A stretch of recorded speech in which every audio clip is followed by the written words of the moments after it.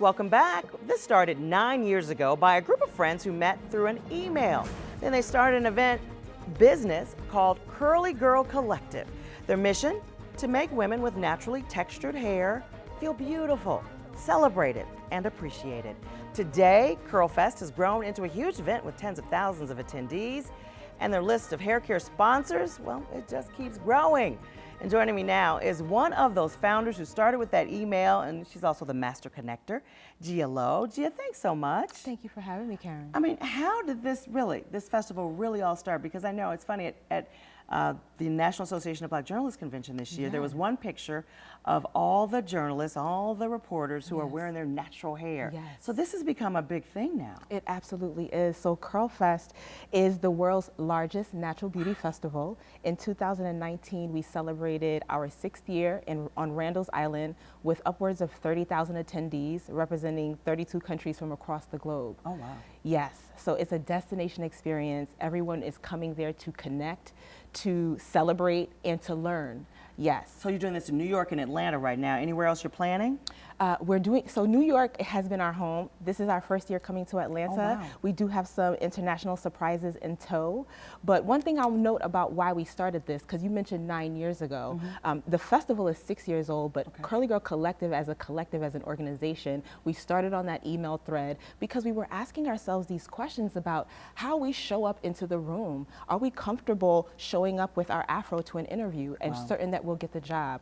And especially after college. Was this kind of right after college for you guys, and you were in the workforce and you were wondering what we do, how should we look? Absolutely, and I'm a part of a team of 5. We've actually all come from professional backgrounds, so actually years after college, we developed this organization from this need that this email thread let us know, hey, we don't feel represented in media, we didn't feel represented in our product lines, so we were asking each other these questions so that we could get a sense of resources, validation. When you grew up not seeing yourself represented on screens, when you're questioning if you can go into your place of work with your hair and your look as you are, are you being compliant with your organization by coming to work with your beard? I love for this. Some I'm gentlemen. looking at some of these pictures. Yes. And you look at CBS News, we've got quite a few correspondents, anchors even this morning, who are wearing their natural hair.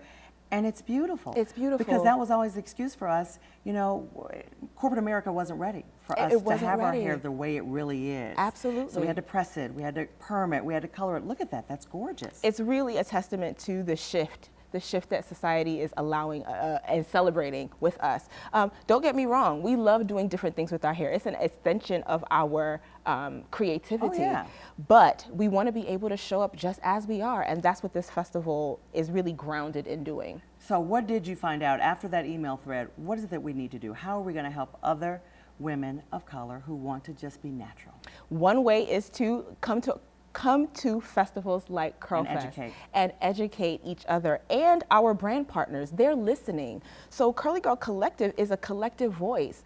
We are able to let partners and brands and organizations know these are the things that we want to see on shelves. These are the images that we want to see on media. And they're listening. It's become quite clear, even politically, when we see things like the Crown Act, what has now passed in New York and California, which is legislation that prohibits any discrimination against people of color who have their natural hair out.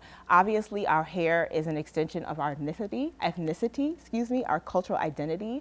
And if there is any regulation or boundary against us coming as we are, it's a direct hit to us. I love that, Gia. Thank you so much. That's some great information. So we want to get folks to CurlFest 2019. It takes place September 21st, right at Candler Park. For tickets, all you have to do is go to their website, CurlFest.com. I'm going to check it out. Thank you. Join us. And thanks to all of our guests for joining us this morning. If you have a topic you'd like to see us cover, let us know. Send us an email to publicaffairs@cbs46.com. And be sure to like Public Affairs on Peach on our Facebook page. There we post our upcoming episodes and ask you for your feedback. We're going to do a Facebook Live in just a little bit as well, so you can see more that we couldn't get in this show. So join us for another edition, Public Affairs on Peach, next Sunday morning.